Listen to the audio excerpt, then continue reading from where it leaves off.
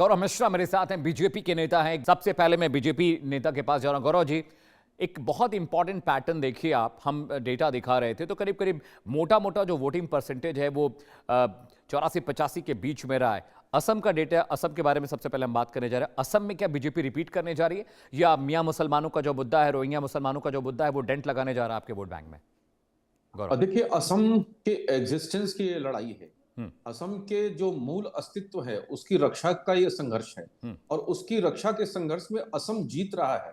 पिछले ये तीसरा टर्म है हम्म। जब भारतीय जनता पार्टी प्रचंड बहुमत के साथ सरकार बनाने जा रही है और पिछले भी रिकॉर्ड को तोड़ने जा रही है इस बार। इसमें हमें किसी भी प्रकार का कोई संशय नहीं है कि जो आंकड़े आप दिखा रहे हैं बिल्कुल सही आंकड़े हैं। और इन आंकड़ों के आधार पर जो जनता का मूड है, शुरुआत में शहरी क्षेत्रों में थोड़ा सा ऐसा लगा, लेकिन जो ग्रामीण क्षेत्रों का रुझान था उससे स्पष्ट दिखाई दे रहा था कि हर कीमत पर असम के मूल अस्तित्व को बचाना है। और जो विकास की जो रफ्तार असम ने पकड़ी है और जो सूर्योदय का ये प्रदेश है, पूरे देश के लिए रोशनी का काम करता है, जी निश्चित रूप गौरव से जी। वो प्रकाश और फैलेगा और बढ़ेगा।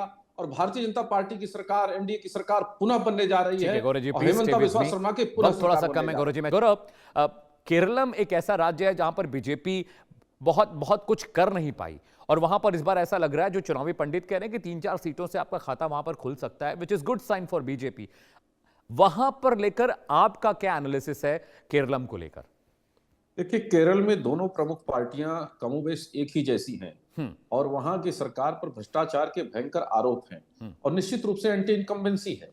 लेकिन उसमें अगर कहीं ये आशा की किरण अगर दिखाई देती है हम्म। तो स्वाभाविक है भारतीय जनता पार्टी के साथ है। हम केरल में बहुत अच्छा करने जा रहे हैं, हमारा वोट परसेंटेज बढ़ने जा रहा है वहां पर, इसमें कहीं कोई दो राय नहीं है। तो केरल को लेकर के भी हम बहुत आशान्वित है। यद्यपि आसाम और पुडुचेरी में तो निश्चित रूप से हम सरकार बनाने जा रहे हैं। गौरव मिश्रा, पिछले 5 साल का डेटा मैं दिखा रहा हूं, पिछले 5 विधानसभाओं का 85% से ऊपर ही वोट पड़ा है। सरकार तो आपकी गठबंधन की बनी है। रंगास्वामी रिपीट होने जा रहे हैं या पूर्ण राज्य का दर्जा वाला जो मसला है वो थोड़ा पेच फंसाएगा पुदुचेरी नहीं, में?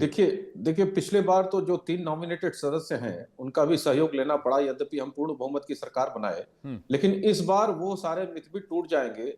हमारा आंकड़ा अकेले दम पर 20 तक पहुंच जाएगा, इसमें कहीं कोई संशय हमको नहीं है। और जो विकास की रफ्तार जो पुडुचेरी देख रहा है वो रुकने वाली नहीं है। वो भारतीय जनता पार्टी एनडीए के साथ ही रहेगी। जहां तक इनकी बात है, डीएमके और कांग्रेस की जहां तक बात है, तो इनके प्रति अविश्वास वहां की जनता का आज भी है। बदस्तूर पहले भी वैसा ही था, वही कायम है आज भी। तो पुडुचेरी में इनको मुंह की खानी पड़ेगी।